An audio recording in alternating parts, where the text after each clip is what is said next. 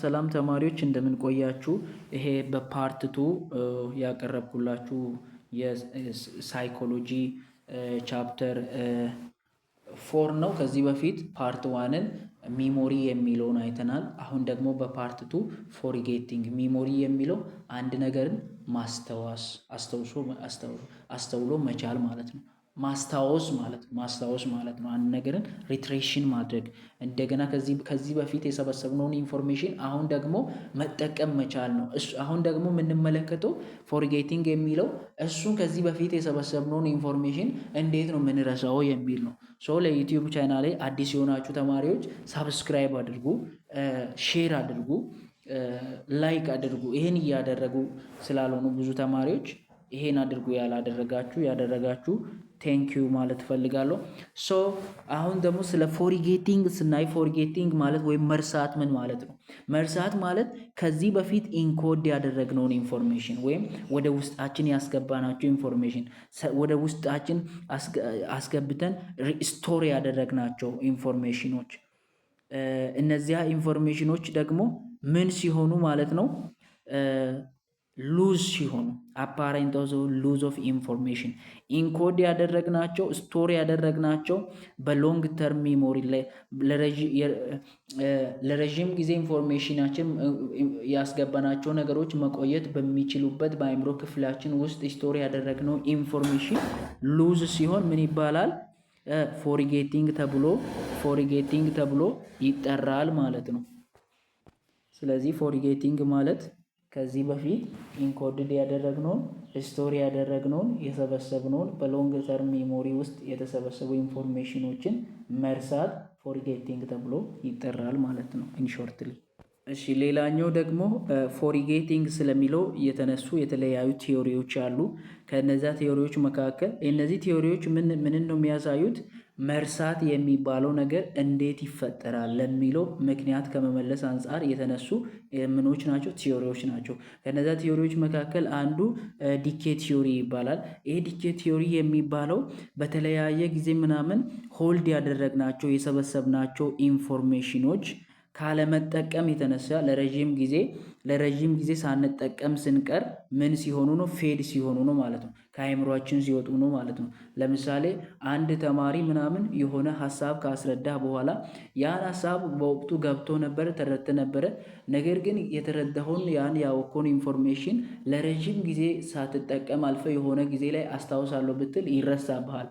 ቢኮዝ የተረዳኸውን ኢንፎርሜሽን ምን አላረከውም? አልተጠቀምከውም። ዲኬ ሲያደርግ ዲኬ ቲዮሪ ማለት የሆነ ኢንፎርሜሽን ገብቶ ነበረ፣ ተረድተህ ነበረ። ያን ነገር ግን ባለመጠቀም የተነሳ ሲምፕሊ ፌድ ሲሆን ማለት ነው። ከተረዳኸው ከአእምሮ ከሀሳብ ሲወጣ ነው። ለምን? ለረጅም ጊዜ ሰዓት ሳትጠቀም ስትቀር ማለት ነው። ሁለተኛው ደግሞ ኢንተርፈረንስ ቲዮሪ የሚባል ነው። ኢንተርፈረንስ ቲዮሪ ማለት ሀሳቡ ምንድን ነው? የሆነ ለምሳሌ የሆነ ኢንፎርሜሽን ተነግሯችሁ ወይም ስለሆነ ነገር ካወቃችሁ በኋላ ተረድታችሁ ጨርሳችሁ እያለ የሆነ ጊዜ ላይ ደግሞ ከዛኛው ኢንፎርሜሽን ጋር ተመሳሳይ ኢንፎርሜሽን በምትረዱበት ጊዜ ከዛም በኋላ ምን ይሆንላችኋል? ይመታተባችኋል። ሁለት ኢንፎርሜሽን ሲመሳሰልባችሁ ሁለቱንም መለየት ሲያቅታችሁ አንዱ ደግሞ ሉዝ ስታደርጉት ማለት ነው። ያ ነበረ ወይስ ይሄ ነበረ የምትሉት አይነት ኮንዲሽን አለ አይደለ? ሁለት ኢንፎርሜሽን ሲመሳሰልባችሁ በእንደዚህ አይነት ወይ የሆነ ነገር ይረሳል የሚለው ቲዮሪ ኢንተርፈረንስ ቲዮሪ ይባላል። ይሄ ኢንተርፈረንስ ቲዮሪ የሚባለው በሁለት ይከፈላል። there are two types of interference በሁለት ይከፈላል። የመጀመሪያው ፕሮአክቲቭ ኦር ፎርዋርድ ኢንተርፈረንስ የሚባል ነው። ሁለተኛው ደግሞ ሪትሮአክቲቭ ኦር ባክዋርድ ኢንተርፈረንስ የሚባለው ነው። ይሄኛው የመጀመሪያው ምን ማለት ነው? ሁለት ኢንፎርሜሽን ታውቃለህ ብለን እንውሰድ። ከዚህ በፊት ከአንድ ዓመት በፊት የምታውቀው ኢንፎርሜሽን አለ። ከአንድ ዓመት በኋላ የምታውቀው ኢንፎርሜሽን አለ። ከአንድ ዓመት በፊት ያወቀው ኢንፎርሜሽን ከአንድ ዓመት በኋላ ካወቀው ኢንፎርሜሽን ጋር ተመሳስሎብህ አሁን ያወቀውን ኢንፎርሜሽን ሲያስረሳ ማለት ነው። ለምሳሌ አንድ ሰው የሆነ ጊዜ ሴት ጓደኛ ነበረችው እንበል። ከዛ ተጣሉና አሁን ደግሞ ፍሬሽማን ላይ መጣና ሌላ ጓደኛ ያዘ እንበል። ሃይ ስኩል ላይ የሆነ ጓደኛ ነበረችው፣ እሷን ተወ። ከዛ ፍሬሽማን ላይ የሆነ ጓደኛ ያዘ ብንል ምን ማለት ነው? አሁን እዚህ ጋር ከዚህ በፊት የሚያውቃትን የልጅቷን ስም ወስዶ የአሁኗን ልጅቷን ስም ከዚህ በፊት በነበረችው ልጅቷ ስም ሲጠራ ማለት ነው። ምን ማለት ነው? ከዚህ በፊት የነበረው ኢንፎርሜሽን አሁን ካለው ኢንፎርሜሽን ጋር ተመሳስሎ የአሁኑን ኢንፎርሜሽን ሲያስረሳ ማለት ነው ሾርትሊ። ይሄ ሪትሮአክቲቭ ኢንፎርሜሽን የምንለው ደግሞ ከመጀመሪያው ተቃራኒ ነው። ምን ማለት ነው? አሁን በዚህ ሰዓት ያወቅከው ኢንፎርሜሽን ከዚህ በፊት ካወቅከው ኢንፎርሜሽን ጋር ተመሳስሎብህ ከዚህ በፊት ያወቅከውን ኢንፎርሜሽን ሲያስረሳ ማለት ነው። አሁን ለምሳሌ አንድ ነገር ስነግራችሁ እናንተ አሁን ፍሬሽማን ሆናችሁ የምትመደቡት ዶርም አለ። ከዛ ከአንድ ዓመት በኋላ ሲነር ስትሆኑ የምትመደቡት ዶርም አለ። ይሄ ሲነር እና ፍሬሽ ሆናችሁ ምናምን በምትመደቡበት ጊዜ የዶርም ተመሳሳይነት አለ ብለን ብንወስድ እና አሁን ሲነር ላይ ሆናችሁ ስትመጡ ከአንድ ዓመት በፊት ስታድሩ የነበረውን ምናምን የዶርሙን ስትራክቸር የዶርሙን አይነት ምናምን የሲነሩ አሁን ከአንድ ዓመት በኋላ ያገኛችሁት ዶርሙ ከመጀመሪያው ጋር ተመሳስሎ ሲያስረሳችሁ ማለት ነው። ያን ኢንፎርሜሽን ሲያስረሳችሁ በዚህ የሚፈጠር ነው እንግዲህ ፎርጌቲንግ የሚባለው። እሺ ሌላኛው ደግሞ ኒው ሚሞሪ ወይም ዲስፕሌስመንት ቲዮሪ የሚባል ነው። ስለ ፎርጌቲንግ ያለ ቲዮሪ። ይሄ ቲዮሪ በዋናነት ምንድነው? በምን ላይ የተመሰረተ ነው? በሾርት ተርም ሚሞሪ ላይ ማለትም ኢንፎርሜሽን ለአጭር ጊዜ መቆየት በሚችለው በአእምሯችን ስትራክቸር ላይ የሚከሰት ሁነት ሲሆን ምን ማለት ነው? ከዚህ በፊት የምናውቃቸው ኢንፎርሜሽኖች ከዚህ በፊት በውስጣችን ያሉ የተለያዩ ኢንፎርሜሽኖች ከዛ አዲስ ኢንፎርሜሽንን ኒው ኢንፎርሜሽን ኢንተር በምናደርግበት ጊዜ ወደኛ አዲስ ኢንፎርሜሽን በምናስገባበት ጊዜ ቀድሞ የነበረው ኦሪጂናል ኢንፎርሜሽኑ ከኛ ውስጥ ሪሞቭ ሲሆን ማለት ነው። ዲስፕሌስመንት ሲጀምር መተካካት ነው።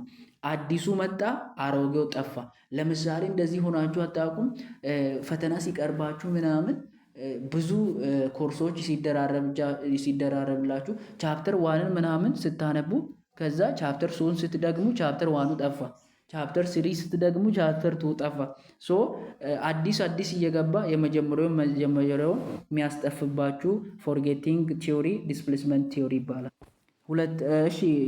ሌላኛው ደግሞ ሞቲቬትድ ፎርጌቲንግ የሚባል ነው። ሞቲቬትድ ፎርጌቲንግ ማለት ከዚህ በፊት የምታውቀውን ነገር የተረዳኸው ነገር አሁን ግን ማስታወስ ስለማትፈልግ አሁን ግን እንደገና ማወቅም ትዝታውንም ስለማትፈልግ በራስ ተነሳሽነት ይሄን ነገር ለመርሳት የምታደርገው ሂደት ወይም በምትረሳበት ጊዜ ነው ይሄ ሞቲቬትድ ፎርጌቲንግ የሚባለው። ለምሳሌ በአብዳክሽን ወይም ጠለፋ ይሁን ወይ ይሄ የተለያየ አስገዶ መድፈር አይነት የደረሰባቸው ሴቶች የሆነ ጊዜ ላይ ይሄን ነገር ማስታወስ አይፈልጉም እና ራሳቸውን ፕሮቴክት ከማድረግ አንጻር ማለትም ይሄ ነገር ትዝ በሚላቸው ጊዜ ሳይኮሎጂካሊ እየተጎዱ ስለሆኑ ይሄኛውን ነገሮችን እነዚህ ነገሮች ሳይኮሎጂካሊ አይምሮአዊ ፕሮቴክሽን ራሳቸው ላይ እንዲሆኑ ስለሚፈልጉ በራስ ተነሳሽነት ነገሮችን የሚረሱበት ወይ ሞቲቬትድ ፎርጌቲንግ ይባላል። እሺ ሌላኛው ደግሞ ኪው ዲፔንደንት ፎርጌቲንግ የሚባል ነው። ኪው ዲፔንደንት ፎርጌቲንግ ማለት የሆነ ነገር ማስታወስ ስንፈልግ በቀላሉ ያን ማስታወስ የምንፈልገውን ነገር ከሆነ ነገር ጋራ ኮድ ስንሰራና ያ ኮድ የሰራነው ነገር ተረስቶብን በሙሉ ያስያዝነው የመጀመሪያው ሲረሳብን ማለት ነው። ለምሳሌ እናንተ ፕሬዲክት ቴብል ላይ ያሉትን ኤሌመንቶችን መሸምደድ ፈልጋችሁ እንበል። ኦክሲጂን የሚባለውን አየለ አላችሁ፣ ናይትሮጂን የሚባለውን ከበደ አላችሁ፣ ሃይድሮጂን የሚባለውን የሆነ ሰው አላችሁ። እነዚህን ኤሌመንቶች በቅድመ ተከተል መያዝ ስለፈለጋችሁ በሆነ ሰዎች ሪፕሬዘንት አደረጋችሁ እና የነዛ የሰዎቹ ስም ጠፋባችሁ ማለት እነዚህ ያስያዛችሁ ኦክሲጂን ናይትሮጂን የሚባሉ በሙሉ ይጠፋችኋል። ኮድ ያሳዛችሁት ነገር ኮዱ ከመጥፋቱ የተነሳ ያ ኦሪጂናል ነገሩም የሚጠፋበት ወይ ምንድነው ኪው ዲፔንደንት ቲዮሪ ይባላል ማለት ነው። እና እንግዲህ ሁል ጊዜ ይሄኛውን ሪትሪቫል ኪውን እንጠቀማለን። እነዚህ ነገሮችን ብዙ ጊዜ እንጠቀማለን።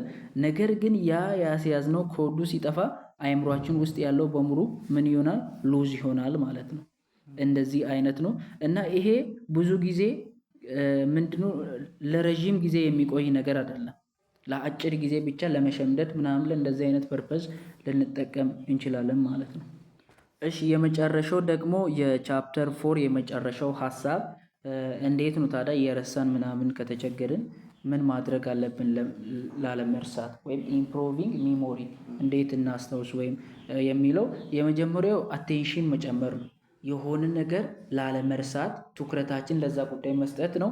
ሁለተኛው ደግሞ ኢንኮዲንግ ኢንፎርሜሽን ኢን ሞር ዛን ዋን ዌይ። ቅድም እንዳልኳችሁ ሰዎቹ ኤሌመንቶችን ለመሰብሰብ በአንድ ኮድ ብቻ ነበር የያዙት። ነገር ግን ከሁለት በሶስት አራት ኮድ አድርጎ ቢይዙ የመጀመሪያው ሲስተም እንኳን ቢጠፋባቸው ሁለተኛው ሲስተም ምናምን ማስታወስ ይችላሉ። ሶ ከአንድ በላይ ኮድ ምናምን ማስያዝ ያን ኢንፎርሜሽን።